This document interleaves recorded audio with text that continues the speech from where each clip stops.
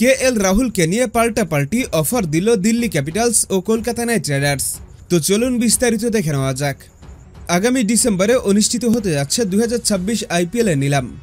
আর এই নিলামের আগে Kolkata Knight Riders KL রাহুলকে ট্রেডের মাধ্যমে দলে অন্তর্ভুক্ত করতে যাচ্ছে। কারণ কলকাতা নাইট রাইডার্স যদি কেএল রাহুলকে দলে নিতে পারে, তাহলে একই সঙ্গে ওপেনার, উইকেট কিপার এবং অধিনায়কত্ব এই তিনটা দায়িত্ব সামলাতে পারবে।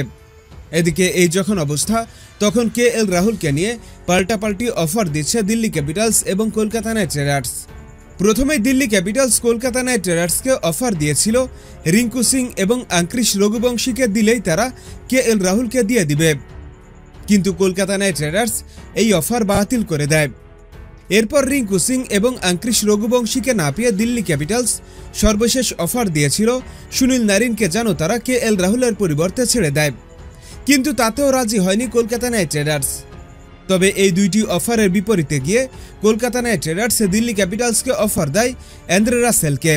কলকাতা বলে, তোমরা অ্যান্দ্রে রাসেলকে নাও এবং কেএল রাহুলকে দাও, কিন্তু দিল্লি ক্যাপিটালস এই অফারে রাজি হয়নি।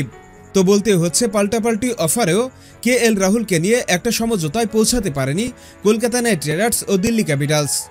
আর এই দুই দলের মধ্যে যদি কোনো সমঝোতা না হয়, তাহলে সবকিছু নির্ভর করছে কেএল রাহুলের উপর।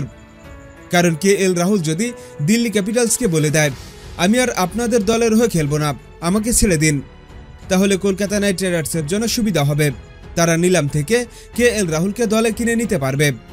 হ্যাঁ বন্ধুরা, আপনাদের বলছি, আপনাদের কি মনে হয় কেএল রাহুলকে যদি কলকাতা নাইট রাইডার্স দলে নেয় তাহলে কেমন হবে? এখনই আপনাদের মতামত আমাদের কমেন্টস বক্সে লিখে জানিয়ে দিন। আর আমাদের ভিডিওটি ভালো লাগলে অবশ্যই লাইক শেয়ার করুন এবং আমাদের চ্যানেলটি সাবস্ক্রাইব করে আমাদের সঙ্গেই থাকুন। ভিডিওটি দেখার জন্য আপনাকে অসংখ্য ধন্যবাদ।